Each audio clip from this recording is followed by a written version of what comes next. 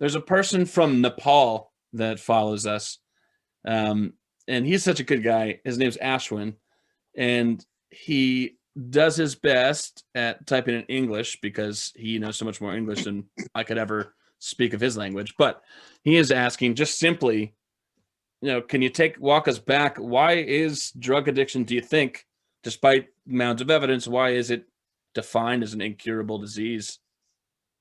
And he wants to know if there's any tips to either making sense of it or helping others make sense of this.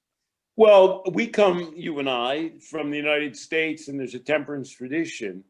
America invented the disease theory of addiction around the turn of the century. A medical doctor who was a signer of the Declaration of Independence and the Constitution, Benjamin Rush, defined addiction as a disease, alcoholism as a disease. And it didn't take off right away. But in the 19th century, that idea became prevalent in the United States. By the way, for him, only spirits created the disease. Wine and punch and cider didn't. So there were variations on that. And then in the temperance movement just took over in America as part of a fundamental Protestantism, which doesn't exist everywhere. America is in a remarkably religious country. And ironically, it became more so in the 19th century. The founders of the United States of America never mentioned the word Jesus Christ. They talked about religion in deistic terms, like there's some greater power. It's almost more like Buddhism than it is Christianity. But 19th century America turned back in a very basic way to fundamental Protestantism. And along with it came temperance and the idea that that was a marching pathway to hell. And once you started drinking, you went down that path and it was irreversible. I have a 8-panel picture on my wall that describes a guy who started drinking a little bit of wine and he ends up in an insane asylum. And his daughter's a prostitute and he's murdered his wife. And that was the version that was cast out. And it eventually culminated in the United States, maybe not in Nepal, no other Western country. We had prohibition. Alcohol was illegal to be bought and sold and consumed publicly from 1920 to 1933. It's a little hard to imagine. And then we decided, well, let's not do that. And one reason we decided let's not do that was when the Depression came, a certain amount of people said, harm reduction wise,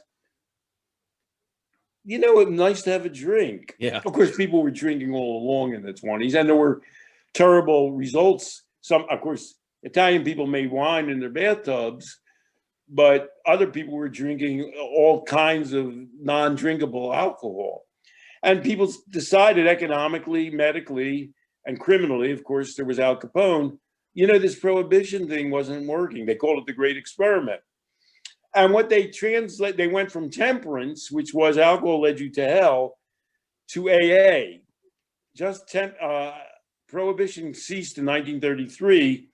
AA was created in 35 and the big book was written in 39. It transformed temperance to the idea that only an alcoholic was a person who drank and went in an irreversible path to hell, and they had to abstain forever because they were an alcoholic per se.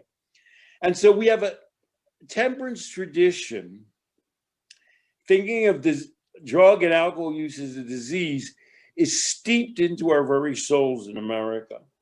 I don't know how you escaped it. I'm Jewish. Jews never quite got the whole temperance thing. The Jews as a group, I mean, they're not Christians for starters. They don't believe that you can turn to God and that he saves you. That's not a Jewish way of thinking. And Jews have a ceremony called a bris when a baby is circumcised. The first prayer they say to the baby is a prayer for wine, and they put wine on his lips, which is a good way to go if you're being circumcised.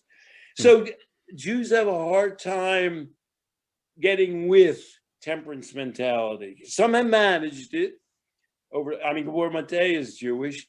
He's not temperance, but he sort of goes along with AA. So he's learned to try and go that way, but it's not a natural way of thinking. And so I'm an example on an awful lot of prominent people in the non-disease addiction field come from a Jewish background. Ethan Nadelman, with the Drug Policy Alliance, Carol Tavris, other people.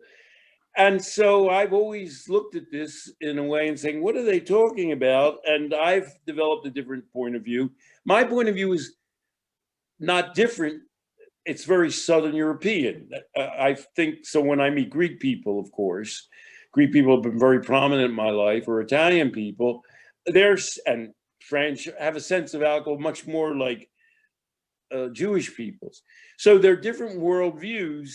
But America, and some Northern European Protestant countries are so steeped in temperance and the disease theory is a natural segue from that it's just bred into their lifeblood. What a good answer.